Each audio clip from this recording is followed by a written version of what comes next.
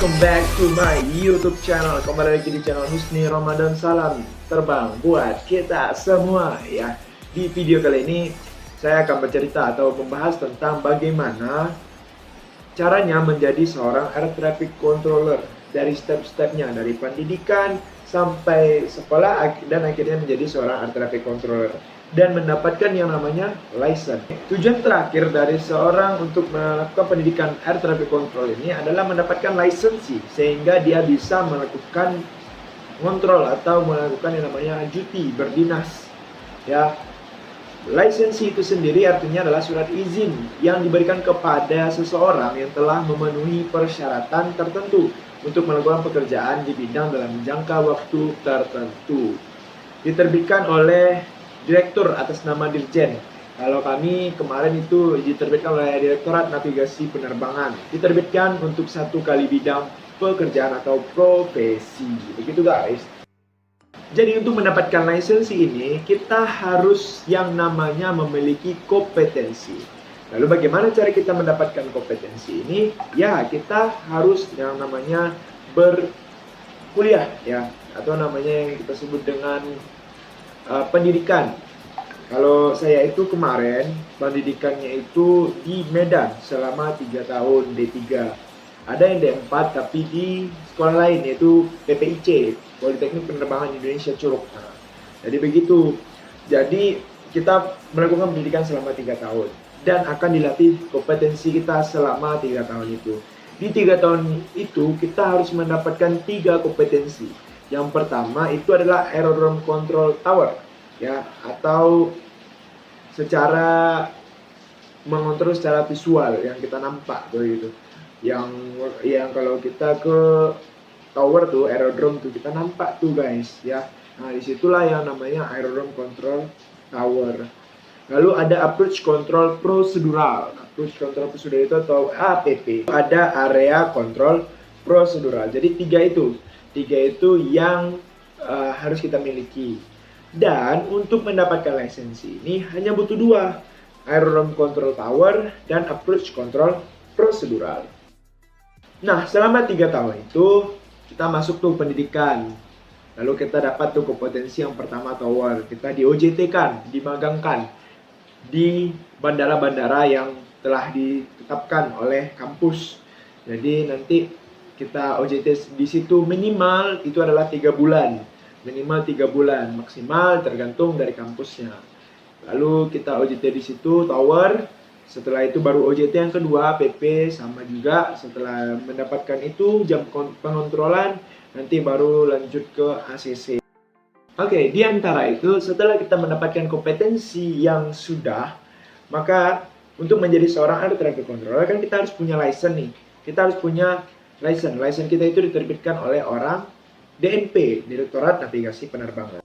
Lalu untuk persyaratan sebenarnya, persyaratan untuk mendapatkan yang namanya lisensi atau license itu ada beberapa sehingga kita bisa menjadi air traffic control. Kalau nggak ada itu nggak bisa mau kemanapun walaupun kita udah dapat tuh sertifikat kompetensi 2, nggak bisa kalau kita nggak mengontrol, nggak ada license tuh nggak bisa gitu. Jadi ada syarat administrasinya, itu adalah surat permohonan yang diajukan kepada Direktur Navigasi Penerbangan.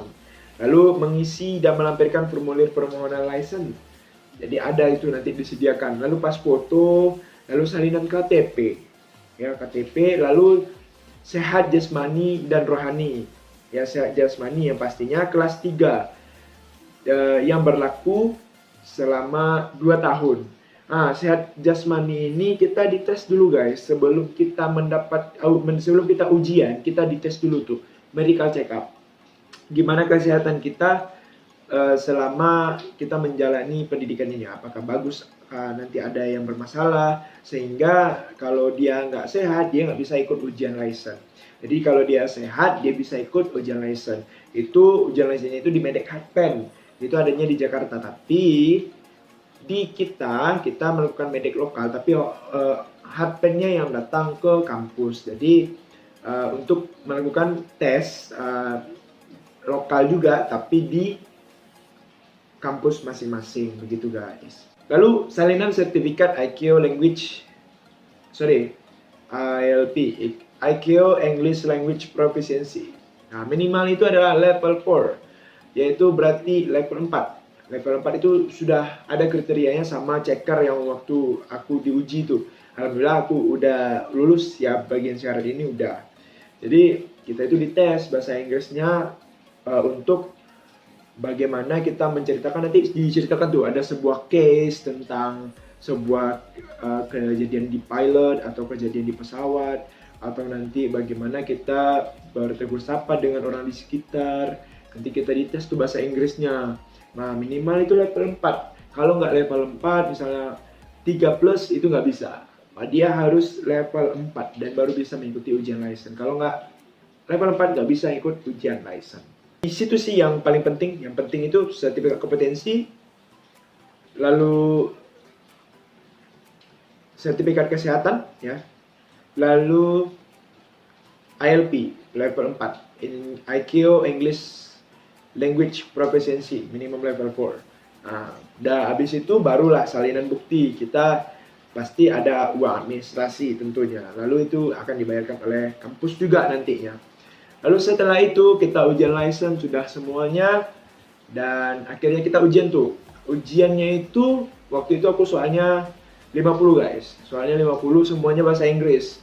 Ujiannya 50 soal dan bahasa Inggris, dan itu soalnya tentang ke-ATC-an, tentang Air Traffic Services, mulai dari bagaimana pemberian layanan sampai kejadian yang abnormal sampai dengan memberikan yang namanya separasi. Semuanya digabung di situ dan kita harus jawab di situ. Alhamdulillah waktu aku itu soalnya ini ya, objektif ya, pilihan ganda. Jadi ya bisa mikir begitu. Waktunya waktu itu adalah sekitar 120 menit, harus 2 jam. Aturan-aturannya sudah tertera di peraturannya. Kalau nggak salah KP 161 itu sudah ada semuanya tentang bagaimana cara ujian license itu dikerjakan. Nah, setelah kita udah punya nih license ini, baru kita bisa yang namanya ngontrol, diizinkan ngontrol.